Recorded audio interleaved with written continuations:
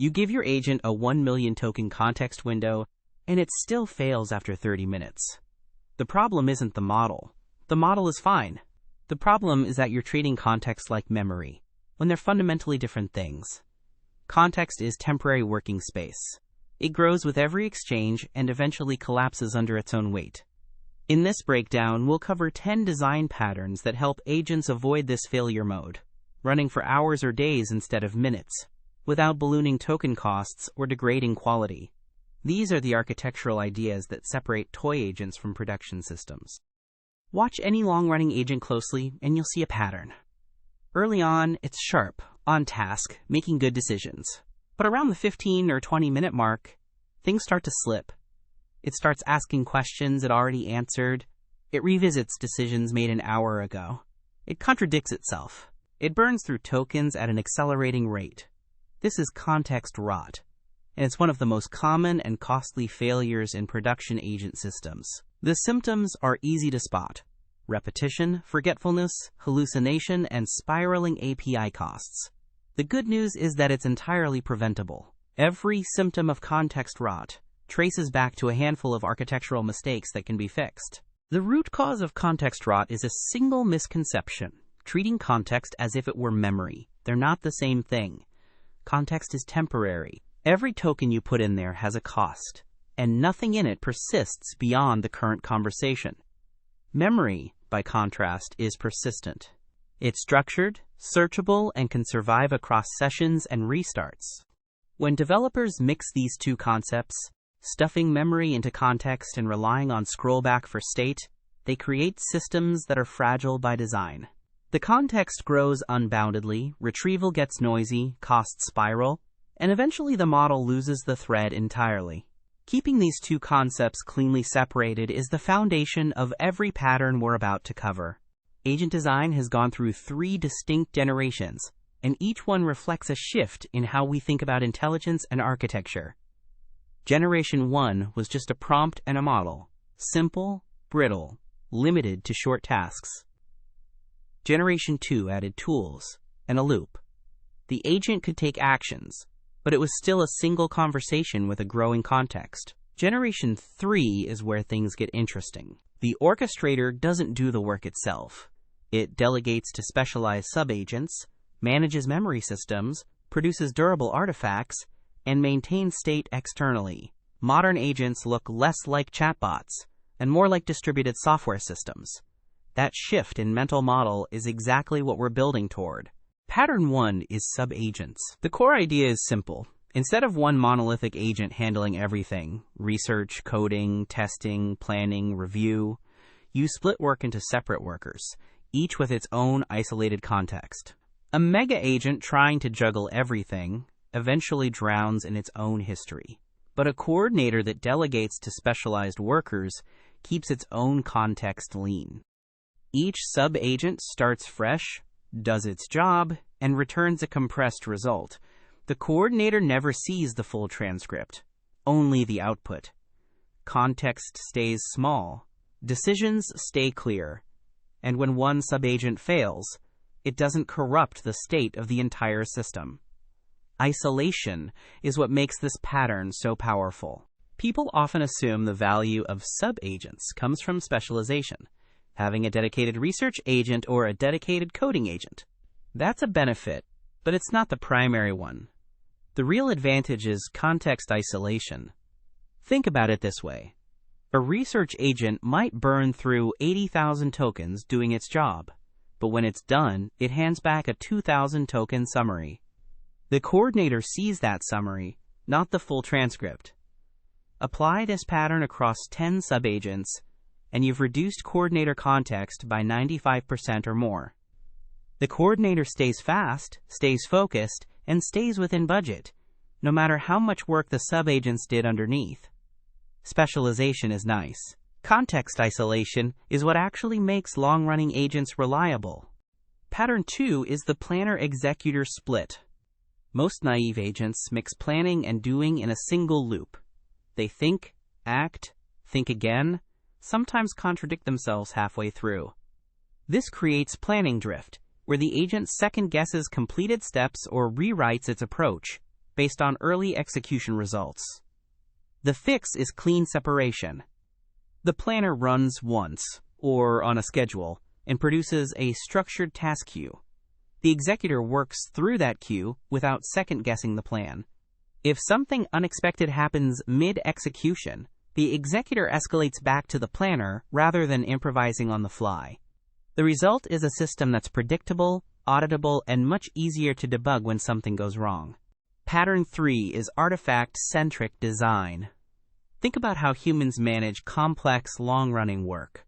You don't memorize every meeting transcript. You write documents, requirements docs, architecture notes, task lists, progress logs. Those documents are your persistent state. Agents should work the same way. Instead of passing 500,000 token conversation transcripts between steps, agents should produce and consume structured artifacts, a requirements file, an architecture document, a task tracker. When an agent needs context, it reads the relevant document, not the entire conversation history. This dramatically reduces token usage, and it creates a paper trail that's auditable, versioned, and shareable across sessions and team members. Documents replace transcripts as the unit of project knowledge. Pattern 4 is external state management. The rule is simple. Context is cache, state is truth. Never let your agent's source of truth live inside the conversation. Chat history is volatile. It grows, gets trimmed, and disappears when the session ends. Instead, every important decision, every state transition, and every intermediate result should be written to an external store the moment it's produced. That might be a Git repository, a database, a file system, or a vector database for semantic search. The agent treats its context as fast but temporary working memory. The external store is the authoritative record. This enables long-running workflows, session recovery after failures, and meaningful auditing of what the agent actually did. Pattern 5 is layered memory, the idea that not all information deserves the same treatment. Think of it as a pyramid with 4 tiers. At the top, working memory holds what the agent is actively doing right now, the current task, the immediate context window. Below that, episodic memory stores compress summaries of past sessions. What happened? What was decided? What failed? Deeper still, semantic memory holds accumulated knowledge, facts and concepts the agent has learned over time. And at the base, procedural memory stores reusable skills and workflows that never need to be relearned. Each tier has different persistence, different access speed, and different cost.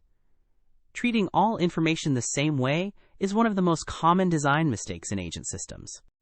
Pattern 6 is episodic summaries. As an agent works through a long task, its conversation history accumulates. Left unchecked, that history might reach 50 or 100,000 tokens, expensive to include in every prompt, and increasingly hard for the model to reason over. The solution is periodic compression. At key intervals, the agent pauses and summarizes the recent episode into a compact, structured record. Decisions made, lessons learned, open issues, and artifacts produced. That summary might be 2,000 tokens instead of 100,000. The detailed history gets archived to cold storage. Future interactions use the episode record, not the full transcript. Memory quality stays high, costs stay manageable, and the agent can run indefinitely without context collapse. Pattern 7 is checkpointing. A long-running agent that can't be interrupted without losing all progress is a liability in production. Networks fail. Rate limits hit. Costs spike unexpectedly. You need to be able to pause and resume safely. Checkpointing means the agent writes its full state to durable storage at regular intervals, not just what it's done, but what's pending, what artifacts exist, what decisions were made, and why. If the agent is interrupted, it restores from the most recent checkpoint and continues exactly where it left off. This transforms a fragile, session-bound conversation into a resilient, restartable workflow, something you can confidently run for hours or days in a production environment without holding your breath. Pattern 8 is Memory Curators. Here's a failure mode you might not expect. Garbage in, garbage out at the memory layer. If every subagent observation gets written directly to the shared memory store, you end up with a bloated, contradictory, duplicated mess. Incorrect hypotheses from early in the task sit alongside correct conclusions from later. Partial results that were superseded never get removed.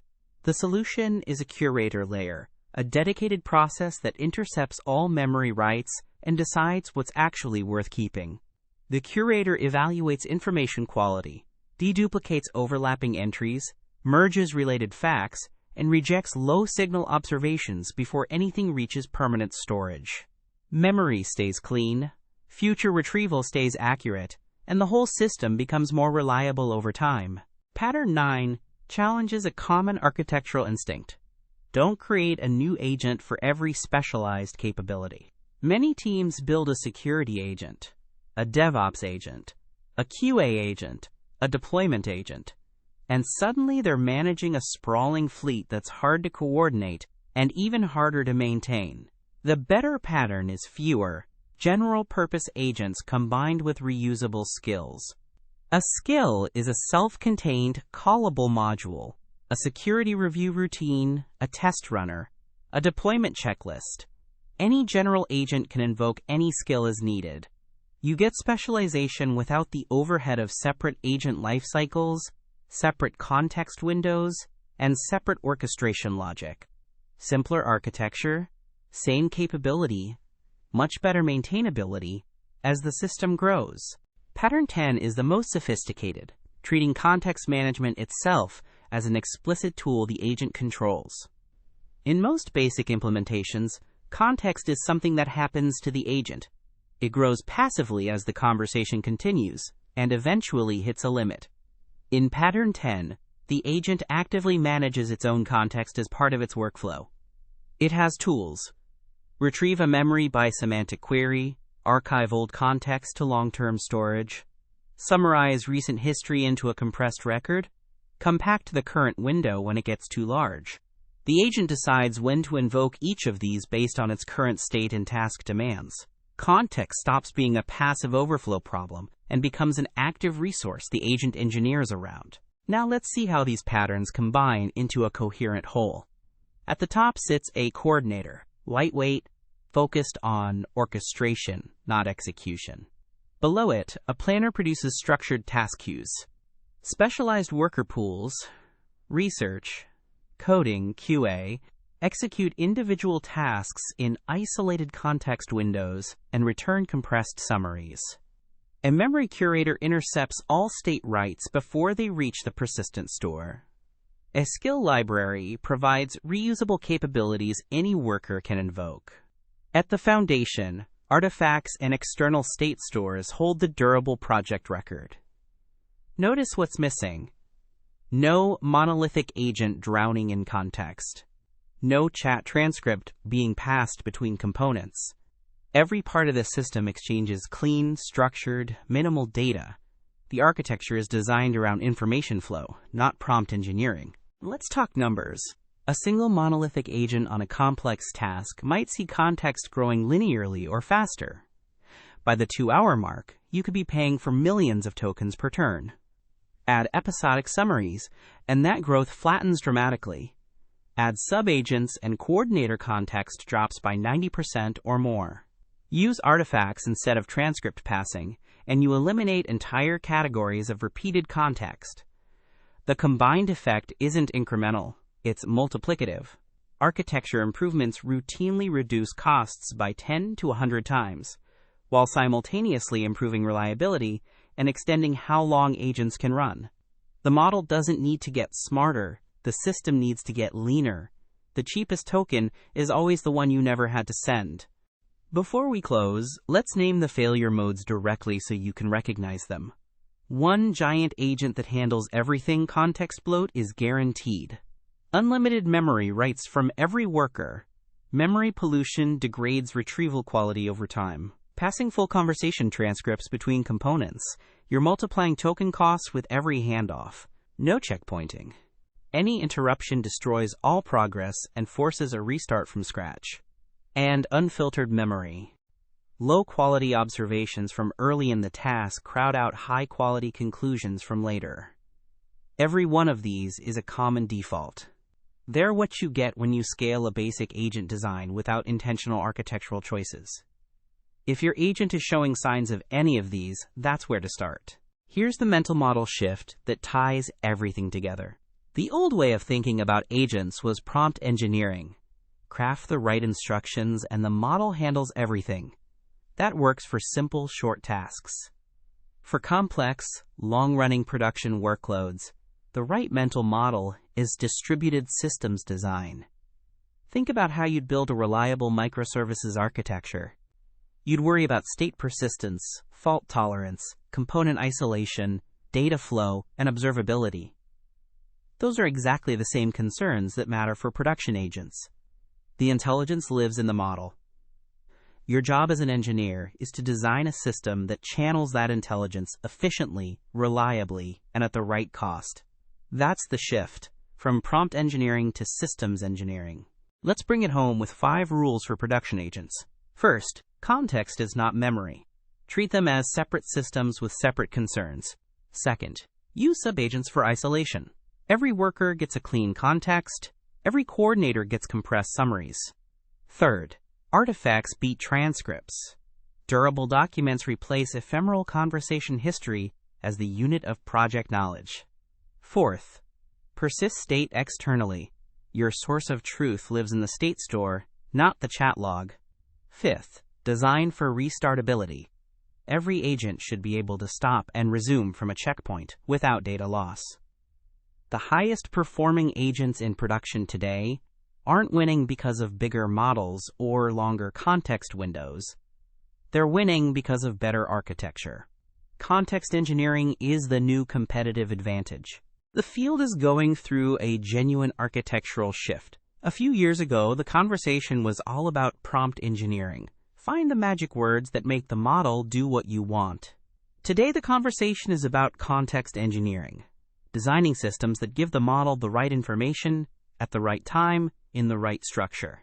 The next phase will be full agent systems engineering, treating AI as infrastructure with all the rigor that implies reliability, fault tolerance, cost management, and observability.